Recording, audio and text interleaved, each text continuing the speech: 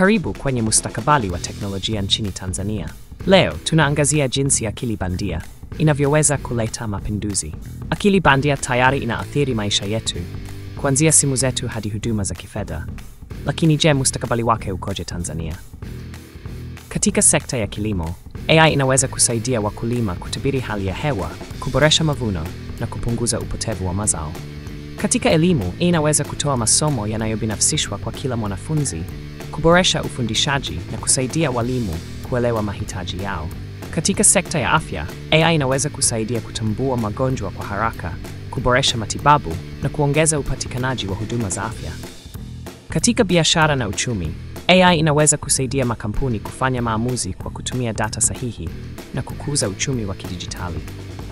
Ili kufanikisha haya, Tanzania inahitaji kuwekeza katika teknolojia, mafunzo ya AI na sera sahihi. Mustakabali wa Tanzania unategemea jinsi tunavyokumbatia AI. Hii ni fursa yetu ya kuleta mabadiliko. Asante kwa kutazama. Jiunge nasi katika safari hii ya AI nchini Tanzania.